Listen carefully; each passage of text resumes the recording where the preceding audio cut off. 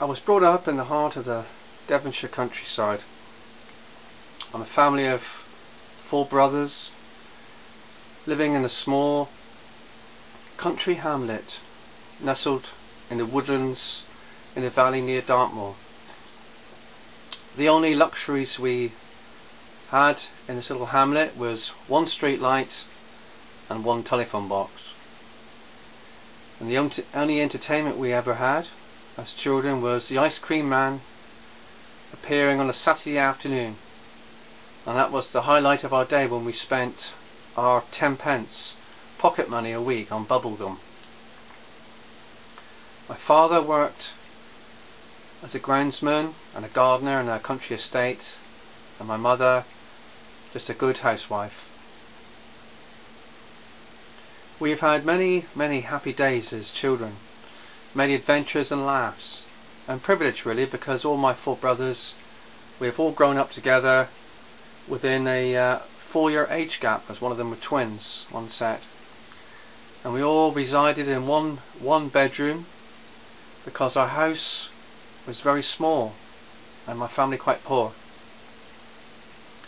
So in this first little blog video, I want to describe to you what our house is like. Our house is a tiny country cottage, traditional 4 small windows and a doorway porch. We probably have about half an acre of land and an old garden shed and a stable where years ago there would have been a horse for the owner of the house to use.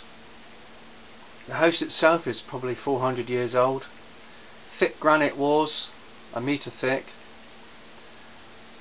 Our rooms and our ceilings are covered with wood chip paper because it's impossible to use wallpaper in our house. The walls are probably a foot out of plumb, and ceilings are wonky, the floor is wonky, everything creaks. The doors are old and riveted from the original blacksmiths. The downstairs passage has a slate floor. The front room did have a slate floor, and we used to have 3 or 4 layers of carpets on it to try and keep warm. In the front room there's a big, what we call an ingle nook, a 6-foot fireplace where we used to burn massive great logs on, and the fireplace is so big you can actually get inside it. Reminds me a bit of the fireplace on the Little House on the Prairie.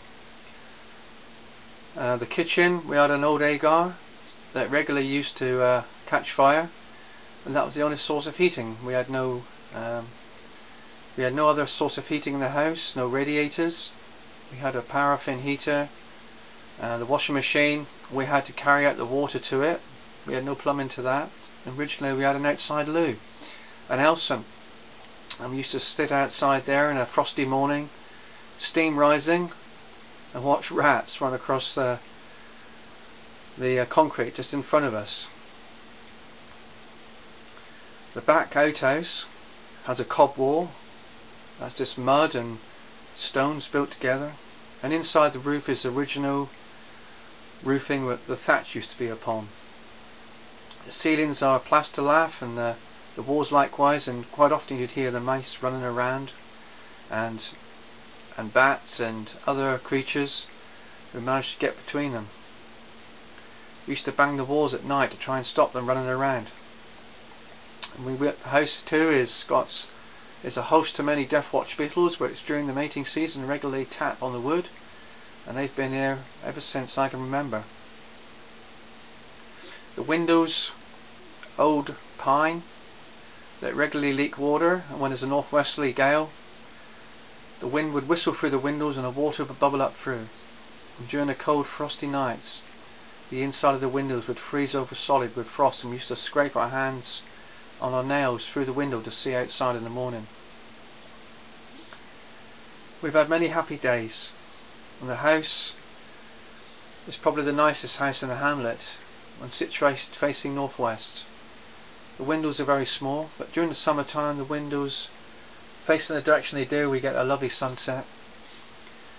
And the valley itself, country and wooded, we've had many happy days roaming around the woods, making Tarzan swings and campfires, cooking sausages and roasting toast, if that's the word to use, on fires up the woods. making tree camps and damming the rivers. All these stories will come out later on. We've had many happy days, me and my brothers, many happy childhood, and all these will come out in future blogs, future videos. Right, okay, that's going to be it for now. That's the description of the house, and the next one will be talking about the fireplace we have and the amazing experiences we've had with this giant inglenook fireplace. Okay, it's Country Boy signing out. Bye for now.